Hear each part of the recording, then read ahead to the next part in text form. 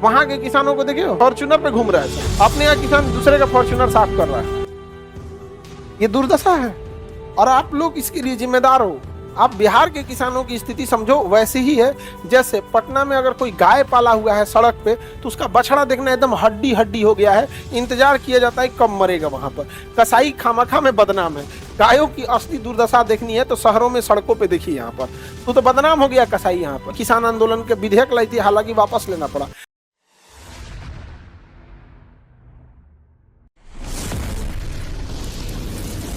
बागपत ये area complete green revolution से हुआ था। हरित क्रांति जब आई थी तो खेतों पे बहुत ज्यादा ध्यान दिया गया, तो मेन केंद्र बिंदु क्या था बना था बागपत। और हरित क्रांति का सच में विस्तार अगर कहीं हुआ तो इसी एरिया में हुआ। देखिए जितना देर घेरे हैं ना इसी एरिया में। यहाँ के किसान आपको संपन्न मिलेंगे। यूपी का ये वाला एरिया, उत्तराखंड के निचला भाग, पंजाब हरियाणा और राजस्थान का ये वाला पार्ट। बाकी इस साइड में उतनी खेती वगैरह नहीं होगी। एक प्रॉब्लम भी है यहाँ पे, तो खेती करेंगे कहाँ पे, तो रेगिस्तानी हो जाता है वहां पे। वहां पे क्या खेती की, अभी तो वहां पर सोलर पैनल लगा दिया, अच्छी चीज है। वहां पे सौर ऊर्जा से बिजली का उत्पादन हो गया। यहाँ पर आगे बढ़े तो बागपत केंद्र बना। इस एरिया में देखिएगा ग्रीन रेवोल्यूशन बहुत जबरदस्त हुआ। ग्रीन रेवोल्यूशन से फायदा ये हुआ कि यहाँ किसानों की आमदनी बढ़ गई। और यहाँ आड़ती की जो आड़ती समझते हैं, बिहार में तो पहले ही जान ले लिया गया किसानों को। तो बेचारों को ना मंडी पता है, ना एमएसपी पता है, ना आड़ती पता है। क्या जानोगे बिहार में? हमारे यहाँ बिहार में किसान बस जिंदा है।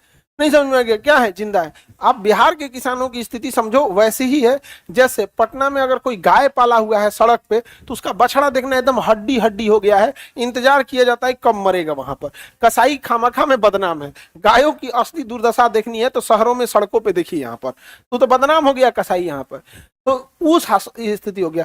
आड़ती वहां पे व्यवस्था है। सरकार ने उस सिस्टम को खत्म करने के लिए कई नियम लाने के लिए अभी किसान आंदोलन के विधेयक लाई थी, हालांकि वापस लेना पड़ा। जैसे अगर आपका गेहूं है, अब 22 रुपया सरकार का रेट फिक्स कर दिया कि गेहूं कितना रुपया बिकेगा, 22 रुपया। तो सरकार ना घुमा के बोलेगी, ऐसे नहीं कहेगी कि 22 रुपया किलो, ऐसे नहीं कहेगी कि 22 रुपया किलो, कहेगा 2200 रुपया प्रति क्विंटल। ये पकड़ेगा कौन सी कह रहा है, 22 रुपया किलो बोलना, 2200 रुपया प्रति क्विंटल। क्या जरूरत है प्रति क्विंटल करने का? आप रेट बताओ 2200 रुपया फिक्स कर देना कि हम 1 क्विंटल से नीचे नहीं खरीदेंगे, खत्म। अब अगर 22 रुपया रेट है तो बिहार में जब गेहूं कटेगा तो तुम गौर से देखना, जब कटिया रहेगा ना तो गांव में ना 15 रुपया से बिकना चालू हो जाएगा।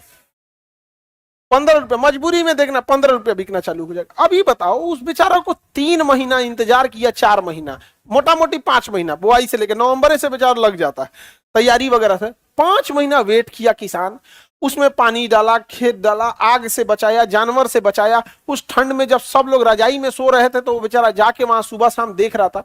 इसके बाद उसको मिला क्या चीज? 15 रुपया किलो, 16 रुपया किलो, यही खरीदेगा सब।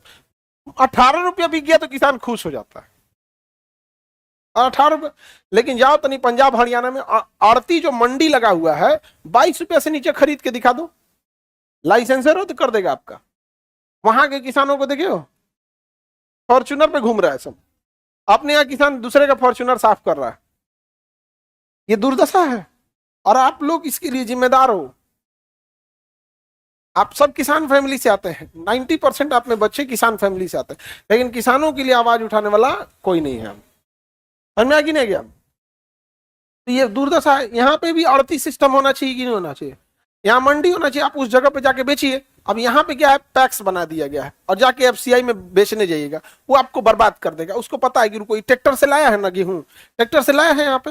अब वो क्या करेगा, अच्छा रुको इसका ट्रैक्टर का भाड़ा लगा होगा, कहेगा कि बोरा नहीं है, बोरा जिसमें रखेगा बोरा नहीं है, ले जाइए आप परसों लाइए। उसको पता है कि एक बार ले जाएगा, ले आएगा, बस उसका 18 रुपया वाला जो सोचा है कि 22 रुपया बेचेंगे, ऑटोमेटिक उसका भाड़ा में लग जाएगा। समझ में आएगी नहीं? फिर लाएंगे ना, गोदाम में जगह नहीं, पानी घुस गया। समझा? जाए तो नहीं पंजाब में, बोलो तुम्हारी गलती है, बोरा नहीं है, जगह नहीं है, पानी घुस गया, तुम्हारी गलती है। समझा गया? गेहूं लाए हैं, यहां लाद के जाएगा, नहीं तो वापस जाएंगे तो तोरो को ले जाएंगे। तग्गा पुथर इथे बैठ, मैं निकला गड्डी लेके। समझ में आ गया कि नहीं आ गया? यहाँ पे हमारा दुर्दशा हो गया। यहाँ पे तो 15 रुपये यही रेट जाता है। अब हम आप लोग अलग अलग गांव में अलग अलग बेचते होंगे, अगर मजबूरी है किसी की तो और खतरनाक होगा। यहाँ पे एक आदमी को जमीन खरीदना था, तो हमसे क्या बोला कि हम जमीन खरीदने वाला, हम तो कहा खरीद लीजिए, अच्छी बात। तो अभी नहीं ना सर, थोड़ा सा अक्टूबर नवंबर में खरीदेंगे। हम कहे क्या शुभ होता है क्या? हम जिज्ञासा बस पूछे कि जैसे धनतेरस में सोना। कहा नहीं नहीं नहीं सर, उस समय बहुत शादी ब्याह होता है ना, तो लोग सस्ता में बेचता है। सोचो कि दहेज के लिए सस्ता में बेचता होगा। यहाँ पे ये एक व्यापार बन गया है, व्यापार। समझ में आ गया? और तुम लड़कियां कामयाब हो, दहेज का सिस्टम खत्म होगा। समझ में आ गया कि नहीं आ गया? यहाँ पर तुम लोग ट्रैक्टर के पीछे देखिए, टाली होता है, तो पुरुष अपने आप को ट्रैक्टर समझता है, और तुम लोग को क्या समझ रहा है? ट्राली खींच रहा है। महंगा क्या है? ट्रैक्टर। तो तुम लोग भी पढ़ लिख कर ट्रक बन जाओ। समझ में आ गया? खा पी के ट्रक नहीं बनना है, पढ़ाई करके उतना पावरफुल हो रहा है। समझ में आ रहा है कि नहीं आ रहा है?